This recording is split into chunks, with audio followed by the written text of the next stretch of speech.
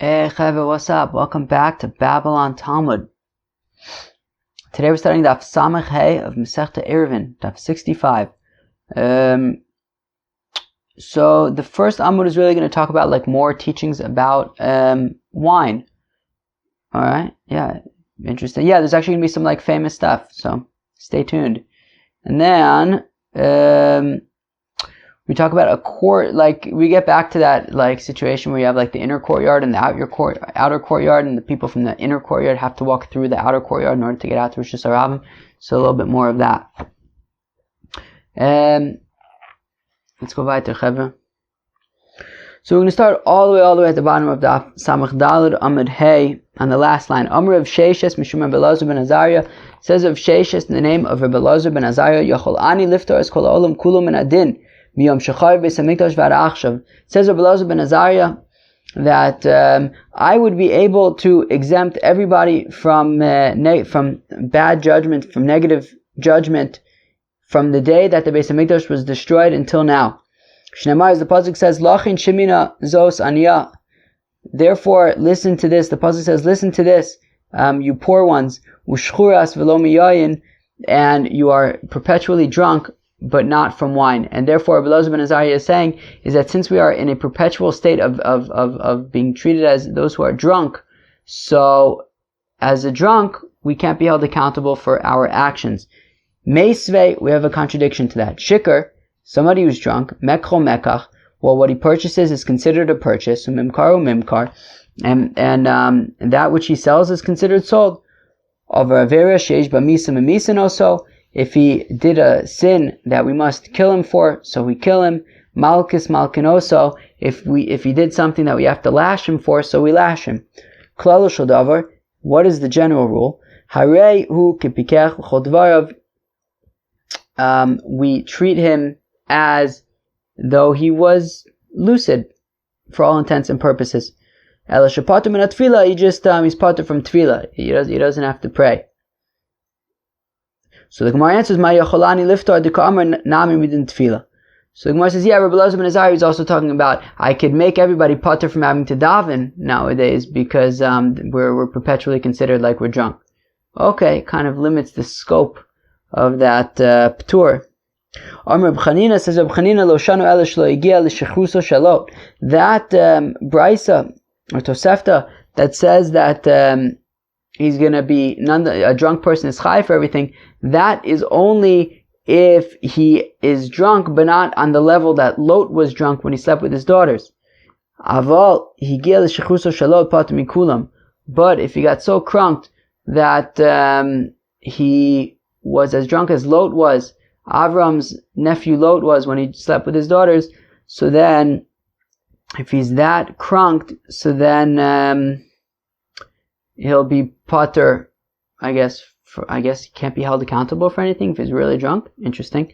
But okay, but Rabbi Elazar ben Azariah therefore is at least his pshat is nice, which is that we can't be held accountable for anything that we do nowadays, since the Beis Hamikdash was destroyed, and we are distraught as though we are perpetually wasted. Amr Reb Chanina, kol amapik magin b'shaz gaiva. So somebody who skips davening because he's drunk, sogun v'chozmin saros ba'ado, we sort of seal away difficult things from happening to him, meaning it's a good thing, right? If somebody's drunk and because he's drunk he refrains from davening, so it's a good thing. We prevent all sorts of bad things from happening to him. Shneimar, as the pasuk says, gaiva afike maginim, that if because a person is ga'ava, because a person in this context means he's drunk, so afike maginim, he skips magen Avram, he skips the first bracha of Shmona Esrei, i.e. he skips all of Shmona Esrei, including the first bracha. Sagor chosam tsar. So the limud is that we seal off any bad things from happening to him. My mashmadai apik lishna da avurehu. How do we know that this lashon of apik, when it says gaiva afike maginim, how do we know that afik means to skip? The chsiv, as the pasuk says, achai bagdu kimonachal. My brothers have been treasonous like a stream, ka'afik nechalim yavoru, just like the stream kind of passes away and runs away. So we see that apik, right? It says ka'afik nechalim ya'avoru. So apik is a lashon of to pass, to go away, and therefore it means also that you're going to skip davening, pass away davening. Rabbi Yochanan Amar says, Rabbi Yochanan kol she'enu mapik itmar. So Rabbi Yochanan says no. What kol she'enu mapik itmar, meaning, so whereas Rabbi Chanina says somebody who specifically skips davening, it's a good thing. Rabbi Yochanan learns apik as being a lashon of reveal. So somebody who the opposite, somebody who refrains from revealing. So the net result is the same, i.e. he's not davening. But according to Rabbi Chanina, he's actively skipping. According to Rabbi Yochanan, he defines apik as mean he is preventing, he's refraining from revealing davening. Alright, meaning he holds himself back from davening. So my mashma the haimapik lishna de galuyehu. From where does Rabbi Yochanan understand that mapik means to reveal? Tichsiv, as the pasuk says, vayirou afike mayim vayigalu mosdos tevel. That these apike mayim were seen vayigalu, and they were revealed mosdos tevel, the foundations of the earth. So we see that Yigalu is compared to these afike mayim, so we see that afike mayim is connected to legalot, to reveal. Mirdei kroi mashma bein lamar vein lamar. So the Gemara says, 1 second. Now at the end of the day, both Rabbi Yochanan and Rabbi Chanina have psukim to support them. So both of their views are valid. My benai, what's the nafkamina? At the end of the day, both Rabbi Yochanan and Rabbi Chanina are saying, if you're crunked, don't daven. So Ika benai, the nafkamina is the Rav Sheshes. The following statement of Rav Sheshes: the Rav Sheshes maso shinte l'shamoi, that Rav Sheshes, when he was drunk, so he put his sleep in the charge of his attendant, and he said to his attendant, "Wake me up before the end of Zman Tefillah." Mar isle de Rav Sheshes, mar leisle de Rav Sheshes. Rabbi Yochanan would hold of Rav Sheshes, of what Rav Sheshes did, which is that, whereas Rav Chanina would not, because according to Rav Chanina, he's saying that you skip davening, i.e. if you're drunk, forget about davening, just skip it. So therefore there would be no need for Rav Sheshes to request from his attendant that he wake him up. However, according to Rabbi Yochanan, he is preventing himself from revealing it while he's drunk, but if he can go to sleep and then become undrunk, and just be woken up before his Zman Tefillah is over, so then do that would be very good. Amar Rav Chia bar Ashi, Amar Rab, Kol she'en daitum yusheves olav al yispalo. Says Rav Chia bar Ashi, in the name of Rab, if you have a fellow who is not at rest, he's not able to focus, so then he shouldn't pray. Mishum shenemar, as the pasuk says, and Rashi says that he has no clue where this pasuk is. Batzar al yoreh, that when somebody is distraught, you should not yoreh, which probably means to teach, but we're understanding it here mean to pray. Okay. Rabbi Chanina, biyom derasach, if he was upset, lo matzle, he wouldn't pray. Okay. Omar, he said, batzar yori, quoted the same pasuk, which we don't know where it is, that when you are distraught, do not pray. Ksiv. Mar ukva, biyom deshusa, lo havenofik levedina. Mar ukva, if there was a particularly nasty southern wind that day, so he wouldn't go to Bezdin, and we know from Masechta Shabbos, I think it was a Rashi somewhere in Masechta Shabbos, that Mar Ukva was an Av Bezdin. He was the head of the Bezdin. So he's saying that if it was a particularly nasty day, he wouldn't go to Bezdin. Amr Rav Nachman bar Yitzchak hilchsa baya tzilusa kiyoma de istina. Rav Nachman bar Yitzchak says that to study Torah, you need to have a clear mind, as clear as a day that has a very clear northern pleasant wind. Amr Abaye, Amrli aim, if my mother, i.e. my nurse, said to me, Karev kuscha, can you bring me some like yogurt, I guess, lo tanae, I wouldn't be able to learn the whole day. Meaning Abaye was so sensitive that he needed to have be at perfect ease, that if somebody would even ask him to do something for them, he wouldn't be able to get back into focus mode. It would shake him up. Interesting. So Rava ikartsasan, Amar Rava ikartsasan kina lo tanoi. Rava says if we get bit by a louse, then it would kind of mess things up and he wouldn't be able to learn. My Brid Ravina, the son of Ravina, Avda le'ime zayin mone lezayin yome. So the son of Ravina, his mother made him 7 outfits one for each day of the week to make sure that they would be clean and he would be able to not have lice and just be able to really kill it in the Beis HaMedrash. Amar Rav Yehuda, says Rav Yehuda, lo ivrei leilya el l'shinsa. Okay, very, very nice. Says Rav Yehuda, you know what the night is for? The night's for sleeping. Okay, very nice. Amar Rav Shimon ben Lakish, lo ivrei siara el l'girsa. Rav Shimon ben Lakish says that the moon was created so that people could study Torah at night. Wow. Amar le Reb Zera, they said to Reb Zera, mechaddan shmaitach. They said to Reb Zera, you are very, very sharp. Your learning is very sharp. Amar lu, he said to them, di yimame ninu. He said, yeah, it's because I study Torah during the day. Amar le Barte de Rav Chizda, Rav Chizda's daughter said to him, lo bai mar menim porta, no, don't you have to sleep a little bit? Amar la, he said to his daughter, hashta asu yomi da ariche uktine v'nenum tuva. Look, we're going to die soon. We'll have plenty of time to sleep. Right now, I got to learn. Right? The yomi da ariche uktine, the days that are very long, they're going to have plenty of time with not uktine, and they're very short they're very long to sleep and short to do mitzvahs and learn. So he says, look, right now, like a chaparine, I don't feel like sleeping. I'll have plenty of time to sleep when I'm dead. Amar Rav Nachman bar Yitzchak, anon poale di yimame anon. Says Rav Nachman bar Yitzchak, we are day workers, i.e. we study Torah during the day. Rav Acha bar Yaakov Yazif Ufara. Rav Acha bar Yaakov, we learned, was it 2 days ago, that Rav Acha bar Yaakov was muflag. He was particularly exceptional. And it says he would be Yazif Ufara. He would have a specific amount that he would learn every day. We also have a specific amount that we learn every day.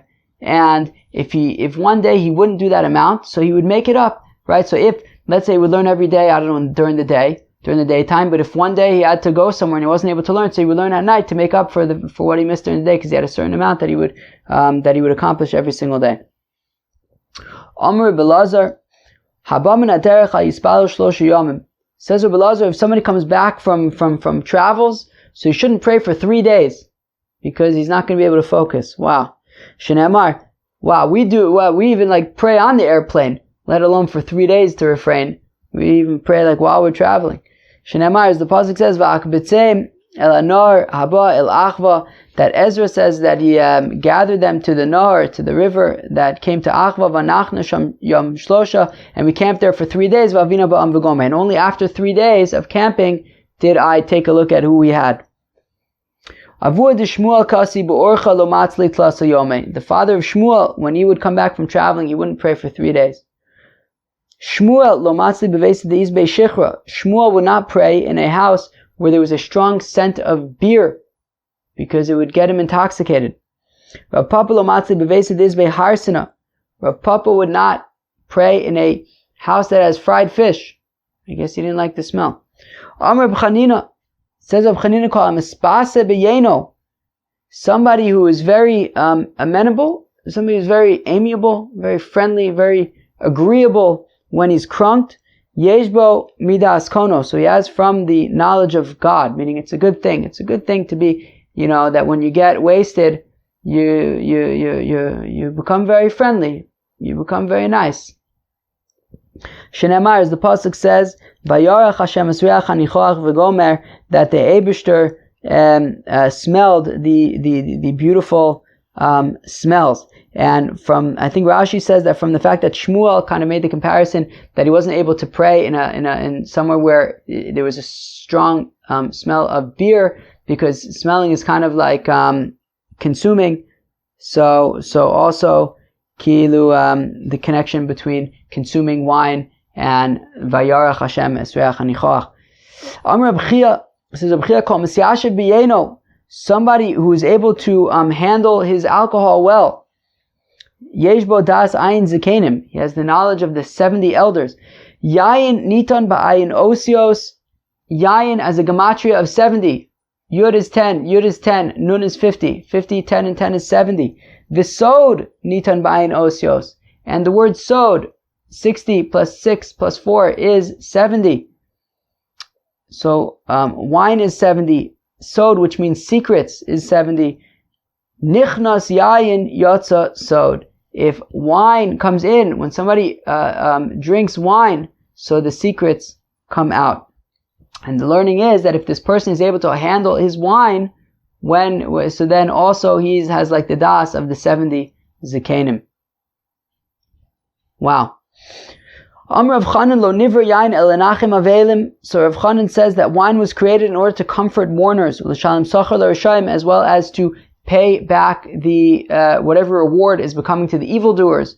So then we give them their reward in this world by giving them wine to get drunk with. Shneimar, as the pasuk says, "Tnushecha la'oved v'yayin limari nefesh v'gomer." Right, give intoxicants to like rishayim and wine to those who are bitter, i.e., mourners. Amr Reb Chanan bar Papa. Kol she'ein yayin nishpach b'soch beiso kemayim. If you have a fellow who doesn't have a situation in his house where wine is simply flowing like water. Wow.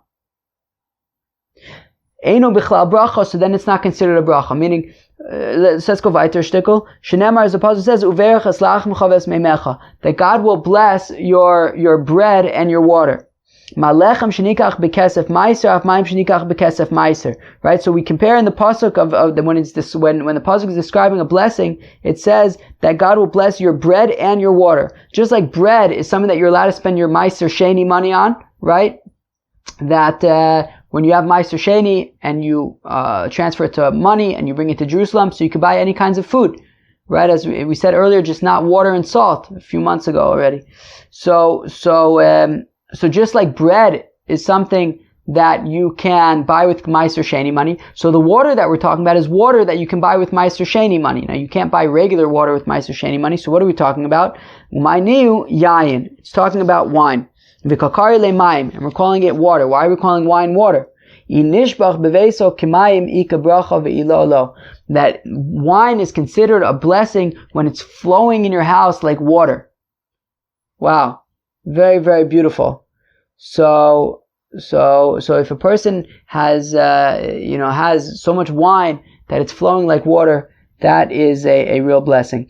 Rabbi Eli says, Rabbi Eli b'shlosha dvarim adam nikar, that a person, you can really see his essence. You can, his inner self really comes out in three ways: bikoso, uvkiso, uvkaso, in his cup, and in his wallet, and in his anger, right? How is he when he's drunk and his guard is let down? How is he in business? Is he honest in business? Is he a person who is pleasant to work with? Vikaso, and how is he when he gets angry? Does he completely lose it and you really see who he really is at that point, or even when he's upset, he's still an honorable and good person. Even when he's messing around and he's having fun. Right? What does he do when he's joking around? Very, very interesting stuff. Alright, Chevra, Masechta Ayruvin is back a shtickle, but nothing we can't handle. Amr Rav Yehuda, Amr Rav, says Rav Yehuda in the name of Rav, Yisrael v'nachri b'pnimis v'yisrael b'chitzona. Okay, Chevra. So, this kind of setup has come up a few times recently, I believe. At least once. But I feel like more than once. But, whatever it is, it's back now. And this setup is that you have two chatzeros, one further in than the other. Meaning, so you're in Rishus Harabim, and then you walk into a chatzer, and that's chatzer number 1. And through chatzer number 1, you get to chatzer number 2, which is behind it. And chatzer 2 doesn't have its own entrance into Rishus Harabim. It has to pass through chatzer 1 in order to get out to Rishus Harabim. So now, says the Gemara, Amr Rav Yehuda Amar Rav, Yisrael v'nachri b'pnimis. So if in the inner chatzer, the one that doesn't have any exit to Rishus Harabim, the one that has to walk through the outer one in order to get to Rishus Harabim. So if in the inner chatzer live a Jew and a Gentile, v'Yisrael b'chitzona, and in the outer chatzer lives another Jew. So now what's interesting about this setup is that, let's just say, for example, that we hold like Rabbi Eliezer ben Yaakov, right? that, the assumption is that we do hold like Rabbi Eliezer ben Yaakov, but specifically from his perspective, this becomes an interesting case, because on the one hand, in the inner chatzer, so you have a Jew and a Gentile. Now Rabbi Eliezer ben Yaakov says that a Jew and a Gentile, they don't need to make a rental agreement, and the Jew can carry in the chatzer. However, here's the thing. The people in the inner chatzer need to pass through the outer chatzer in order to get to Rishus HaRabim. So therefore, all three of them are basically sharing, are basically using that outer chatzer, which means that the outer chatzer has two Jews and a Gentile. And according to Rabbi Eliezer ben Yaakov, at that point, the Jews would have to make an Eruv, and they would also have to make a rental agreement with the Gentile. Okay? So that's basically the case that we're talking about. So in the inner courtyard, which is just the Jew and the Gentile, there's a Jew and a Gentile, but in the outer courtyard, there's another Jew, and basically all three of them use the outer one. So, Amar Rav Yehuda Amar Rab, Yisrael v'Nachri b'Pnimis. So if you have a Jew and a Gentile in the inner chatzer, v'Yisrael b'Chitzona, and then there's one Jew who lives in the outer chatzer. B'Ma'aseh lefnei Rebbe. So this case came before Rebbe. V'Asar, and he said that in the outer chatzer, they would not be able to carry unless they make an Eruv and they also rent the space from the non-Jew. The case came before Reb Chia as well, and he also said that you would be unable to carry in the outer chatzer without an Eruv and a rental agreement. Yosef Rabba Rav Yosef b'shili pirka de Rav Sheshes. Now Rabba and Rav Yosef were sitting and hanging out by Rav Sheshes's Beis HaMedrash after Rav Sheshes finished giving a shir. V'Yosef Rav Sheshes, and Rav Sheshes sat with Rabba and Rav Yosef. V'ka'amar, and he said, Kaman Amar Rav l'shmaite Reb Meir. And Rav Sheshes said, who was Rav saying like? When Rav says that in the outer, right, that Rav Yehuda was saying in the name of Rav, quoting Rebbe and Reb Chia, that when you have this Jew and this Gentile in the inner chutzner, and a Jew in the outer chutzner. So in the outer chutzner, they would be unable to carry unless they make an Eruv and a schirus. So that is like Reb Meir. So saying that that's like Reb Meir, which means that also in the inner courtyard, which is just the Jew and the Gentile, they also would not be allowed to carry unless the Jew makes a rental agreement with the Gentile. Karchish Rabba Reisha, and Rabba nodded his head in agreement with Rav Sheshes. Amar Rav Yosef, and Rav Yosef was surprised, and he said, Tre Gavre Ravrave Kirabanon Litu by Milsa. Two great people like these rabbis, like you, Rabba and Rav Sheshes, are going to make such a silly mistake. Ikra Meir Lamali Yisrael B'chitzona. If the halacha is like Rabbi Meir, so then what's the whole point of this, intricate case, right? Meaning, according to Rabbi Meir, the fact that there was a Jew in the outer chatzar is completely irrelevant, since already they needed to make a rental agreement in the inner chatzar, right? According to Rabbi Eliezer ben Yaakov, this is a brilliant case. According to Rabbi Eliezer ben Yaakov, so in the inner chatzar, they don't need to make any kind of rental agreement because it's one Jew and one Gentile. But then, since they all share the outer one, so then there becomes two Jews and a Gentile in the outer chutzner, and at that point they would need to make an Eruv and a rental agreement, right? It becomes an interesting case according to Rabbi Eliezer ben Yaakov. According to Rabbi Meir, there's really nothing special about this case. Of course, they have to make a rental agreement. Even just the Jew and the Gentile in the inner Chatzer need to already make a rental agreement. Certainly in the outer one they would have to make a rental agreement. So then what's the significance of this setup? What's the significance of the Jew and the Gentile in the inner one, and then there's another Jew in the outer one? If you're going to say, well, because this is just what happened, right? It says, right, apparently this is a case that happened. This is just the way it happened. Yeah, it's true that the Jew being in the outer chutzner is completely irrelevant, because even in the inner chutzner with the Jew and the Gentile, they had to make a rental agreement. It's true. The fact that there was a Jew in the outer chutzner makes no difference, but this is the story that happened. This is the way it was, but there was no significance to the fact that there was a Jew in the outer chutzner. But that's not true, because they actually asked Rav, Pnimi bimkomo mau. What's the halacha of the Jew and the Gentile in the inner chatzer? Do they need to make a schirus? V'amar len mutter. And Rav said, no, they don't need to make a schirus. And the Jew in the inner chutzner can carry even without making a rental agreement with the non-Jew. So we see that Rav is clearly saying that the halacha is like Rabbi Eliezer ben Yaakov. But then the Gemara says, Ve'elamai, Rabbi Eliezer ben Yaakov, so what? So we're going to say that it's like Rabbi Eliezer ben Yaakov, and therefore the Jew is allowed to carry in the inner chutzner,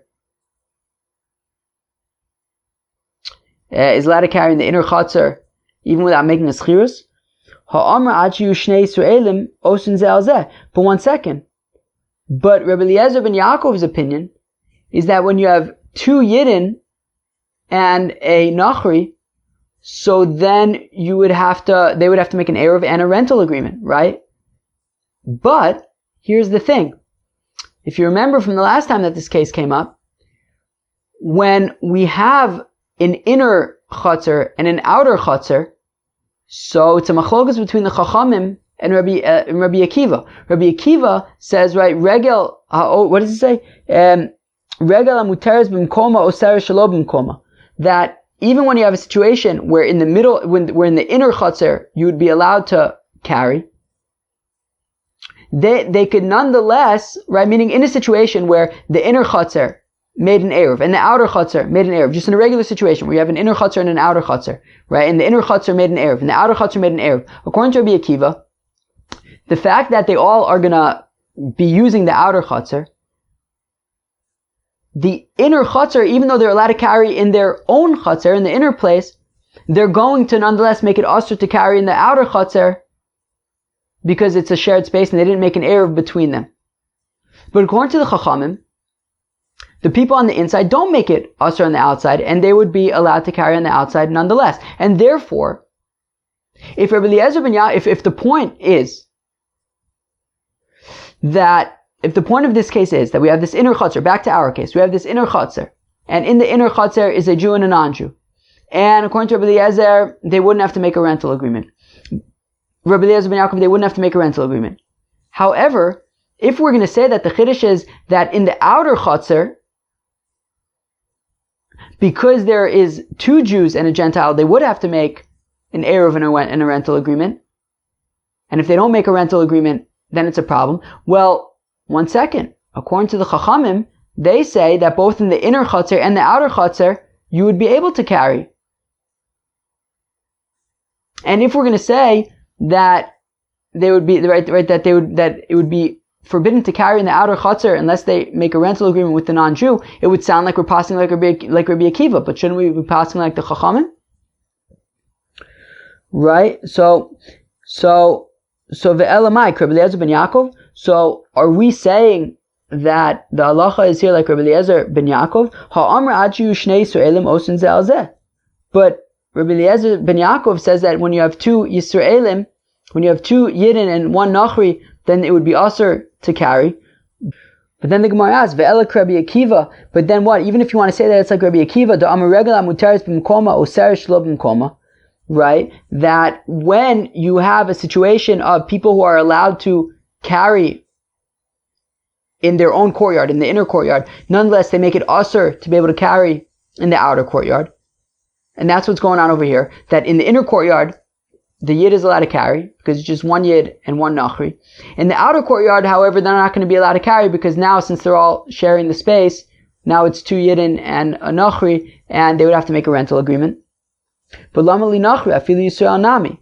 But then, why do I need the Nachri? What's the significance of the fact that there's a non-Jew? Meaning, even just we know even in a regular case, with Yidin, if everybody was Jewish, but you have a situation where they didn't make an error between the two chutzers, and the inner chutzer is making it usher on the outer chutzer. What significance does the non-Jew play here? So Amar Rav Huna Breda of Yoshua, it says Rav Huna Breda of Yoshua L'olam Rabbi Eliezer ben Yaakov Rabbi Akiva. Really, it's like Rabbi Eliezer ben Yaakov, that in the inner chutzer they don't need to make a rental agreement because it's just one Jew and one non-Jew. And the halacha is also like Rabbi Akiva, that the inner courtyard makes it asr on the outer courtyard. Well, not that the halacha is like Rabbi Akiva, but I guess that they're saying that it would be asr to carry in the outer chatzer like Rabbi Akiva, which is interesting because Rabbi Akiva is being the more machmir opinion here. Generally, we would go by the more makil opinion, but it's like Rabbi Akiva. So then, what's the significance of the non-Jew over here?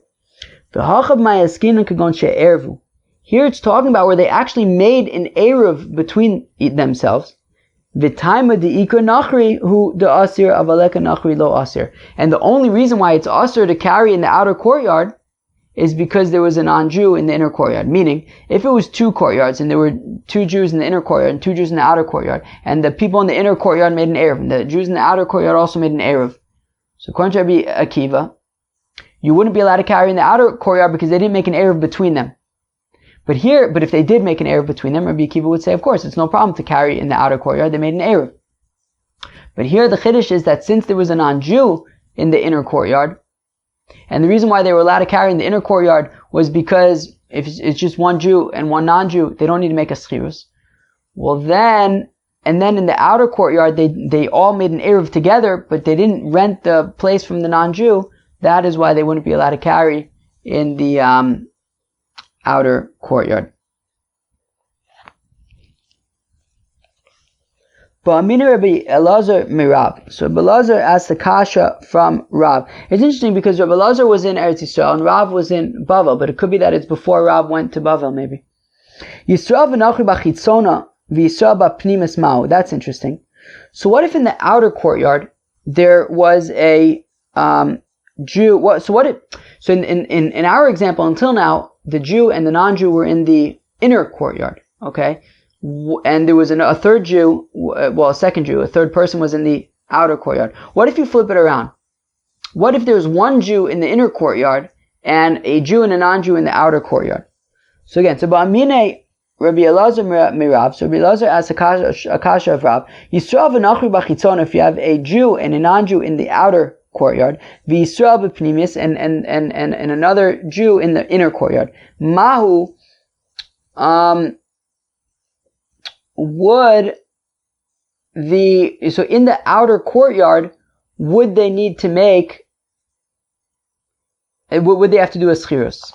So now, the interesting thing is, right, so remember, according to Rabbi Eliezer ben Yaakov, the reason why when there are 2 Jews and a non-Jew, why they need to make a schirus, why they have to make a rental agreement, is because that's already a common situation, and the Chacham didn't want that, the Yidden should be living together with non-Jews, so they wanted to make it inconvenient.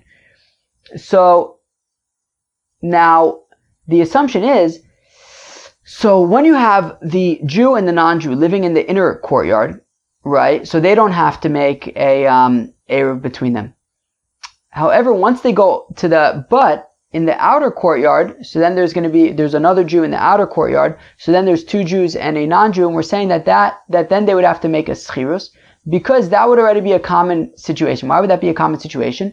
Because the Jew, right, because we were concerned that maybe the non-Jew, we have to be concerned, maybe he might not be such a good guy, maybe he'll kill the Jew, and therefore, when it's just one Jew and one non-Jew, so then it's not so common. But when there's 2 Jews and a non-Jew, it's already more common because there's more security there. So the question is that really only relevant when the Jew and the non-Jew are in the inner courtyard and the other Jew is in the outer courtyard, because the assumption is that the non-Jew will be too scared to kill the Jew because he'll get busted, because because the person in the outer courtyard is going to notice after a few days that his friend, the Jew, hasn't gone shopping for groceries, and he's going to question the non-Jew about it, and he's going to figure out that the non-Jew killed him. So he will refrain from killing the Jew. Fine. But the question is, what if it's the other way around? What if the non-Jew and the Jew are on the outside chatzer, and then the other Jew is on the inner chatzer? In that case, maybe that would be a less common setup, because in that case the non-Jew can kind of get away with killing the Jew, because he can just kill him, and when the inner Jew kind of says, hey, where's my friend the outer Jew, he can just say, oh yeah, he went grocery shopping and you didn't see because you live in the inner courtyard. So maybe it's still not common, and then maybe still they don't have to make a schirus. So that's the question. So Ba'amine Rabbi Elazar Meirav. So Rabbi Elazar asked Rav, Yisrael v'nachri b'chitzona. So if you have a Jew and a non-Jew who live on the outer chatzer, v'Yisrael b'pnimis, and then you have another Jew on the inner chatzer. Ma, what's the halacha? Hasam time mishum d'shchiach the dayer d'mirases nachri v'savar hashta asi Yisrael v'amali Yisrael d'havagaba checha. Again, right?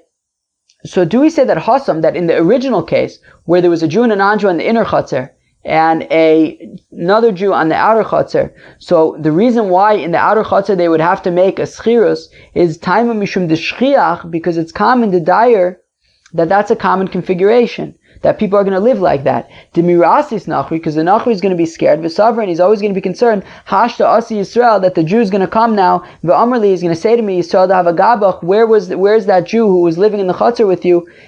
Right, Hecha, where is he? Right, and like, where did he go? I haven't seen him go through my Chatzar to get groceries. Aval Hacha, but in this case, where the Jew and the non-Jew are sharing the Chatzar, the outer Chatzar, Aminale, well, then the non-Jew will say, well, I'll just tell the inner Jew guy, Nafak Azale, oh, your friend, he just went shopping, you didn't see because you live in the inner Chatzar. Or maybe even in this situation, the non-Jew will not want to kill the Jew because he might be concerned that the inner Jew might go grocery shopping at any moment and he'll get busted. So Rav said to Rabbi Elazar, give to a wise man and he will become even wiser. Somehow, apparently that means, no, there's no difference between the two cases. Okay? So Rish Lakish and the students of Rabbi Chanina visited a certain guest house. And in this guest house, so there were a bunch of these Jews, and there was also one non-Jew who was renting a room from the owner. Now,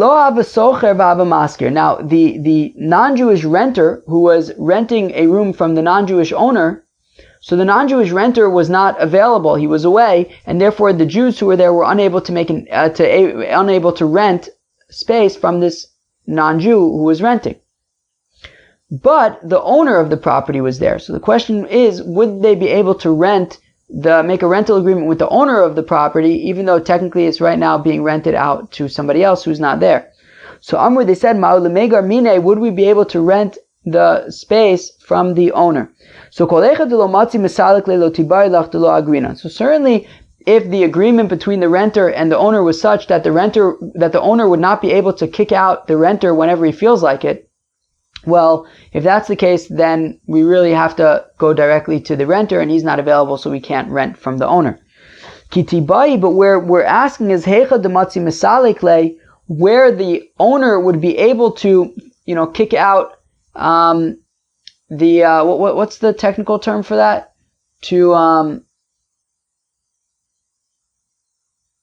I don't know, when like a landlord like kind of kicks you out of your thing. But whatever. So the question is when he would be able to kick out this renter. So what would they be able to make a rental agreement with the owner? Since the owner would be able to kick out the renter, agrinan, so then we could rent the space from the owner. Or we say, yeah, but the fact of the matter is right now the owner isn't kicking out the renter, and therefore it's the renters, and we have to really talk directly with the renter. So Rish Lakish offered Niskor, he suggested Niskor, why don't we rent it from the owner? And then when we get to our rabbis in the south, Nishallah, and we'll ask them, Asu Shailul Apis, so that's what they did. They rented it from the owner, and they made a rental agreement with the owner, and then they were able to make an Eruv. And then when they got to Rabbi Apos, they told him what happened. And he said to them, Yafa asisem shesachartem, you did good, you did the right thing by renting from the owner. Because the halacha is that by Ayruvin, we take the more makel opinion, and if you can rent it from the owner, just rent it from the owner. Rabbi Chanina bar Yosef, Rabbi Chia bar Abba, Rabbi Asi, Iklu la'u pundak. So Rabbi Chanina bar Yosef, Rabbi Chia bar Abba, and Rabbi Asi, they visited a certain guest house. To also Nachri married the pundak b'Shabbata, and in the middle of Shabbos, the owner of the property came back. And now it's like, oh, what do we do now? Because there's this other fellow, and like, can we make a rental agreement with him on Shabbos? They said, can we make a rental agreement with this owner who just came back now on Shabbos? Do we say socher k'ma'ariv dami? Do we say that renting is like making an Eruv? Just like the Eruv you'd have to make from before Shabbos, also the rental would have to happen before Shabbos. Or maybe